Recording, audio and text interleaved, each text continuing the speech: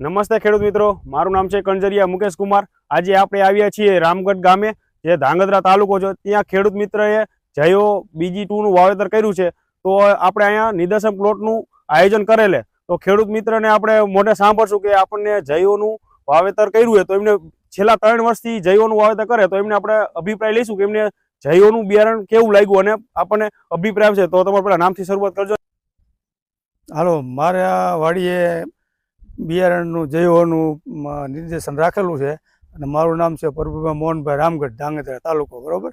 આ બિયારણનું છેલ્લા 1921થી વાવું ને એમાં પહેલા વર્ષે જે વાવ્યું 2021 પછી થયું સારું, એટલે ભાઈ અમારે મહેન્દ્રભાઈનું વેચાણ કરે ધાંગધ્રા, એટલે મેં તમે જો બિયારણ પડ્યું હોય તો અમને મગાવી દો ને, એટલે અમને એક થેલો કંપનીમાંથી બીજા વારા માટે અગાઉ મગાવી દીધો ને એનો પણ મેં બીજા વારા ઉપયોગ કર્યો। છેલ્લા હું 4 વર્ષથી વાવું અને બિયારણ ટોપ હાઈ ક્લાસ છે, મોટા ઝીંડવા થાય વેણવામાં ખેડૂત, કારણ કે આપણે ખેડૂત અભિપ્રાય આપે કે આ બિયારણ વાવજો, એટલે એમ કે ઉતારો સારો આવે ને વેણવાની એમને સુગમતા રહે, એટલે બિયારણ હકીકતમાં ખરેખર સારું હોય।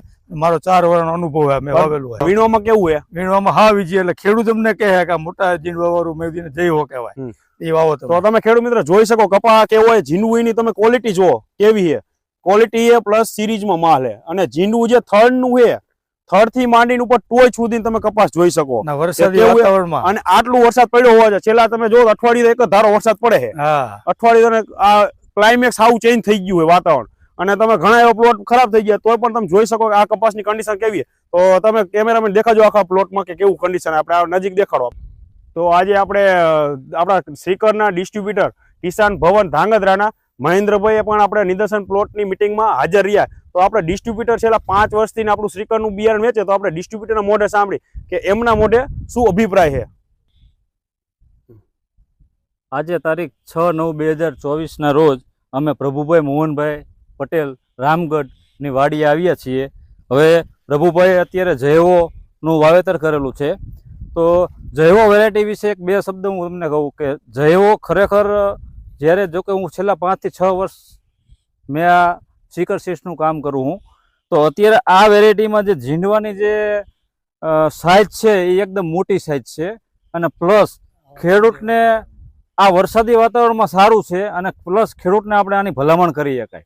અને બીજી વસ્તુ એ છે, સૌથી બેસ્ટ આનો જો સારો પોઈન્ટ હોય તો જ્યારે ઝીંડવા ફાટે અને જ્યારે આપણે વીણવાનું ચાલુ થાય ને, ત્યારે આ ઠાલી આરે જ્યારે આ ઝીંડવું આ કપાસીઓ ને ઠાલી આરે ચોટે નહીં।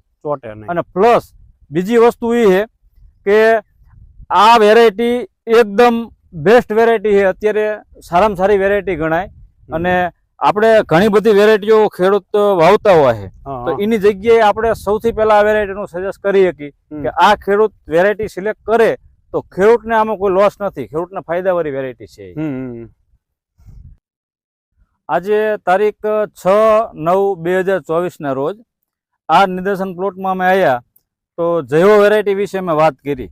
તો જયવો વેરાયટી એવી છે કે મેં છેલ્લા 6 વર્ષ સુધી મેં આ 6 વર્ષથી હું વેચું છું, તો 6 વર્ષમાં મારા રિવ્યુ એવા છે કે ખેડૂત જ્યારે બિયારણ પૂરું થાય તો ખેડૂત જૂનું બિયારણ પહેલા માગે, એમ કે મને ગયા વર્ષનું બિયારણ જૂનું આપી દો ને, કારણ કે એનું પ્રોડક્શન સારું એવું આવ્યું હોય, એટલે ખેડૂતને થોડોક એવું રહે કે મને જૂનું બિયારણ એના બિયારણ આપે ને તો મારું એવું ને એવું પ્રોડક્શન આવે।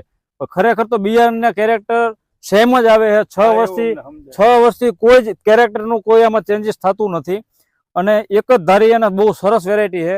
ખેડૂતને હું ખરેખર ખેડૂતને અને અન્ય ડીલર મિત્રોને મારું એવું સજેસ્ટ છે કે આ વેરાયટી વેચાય।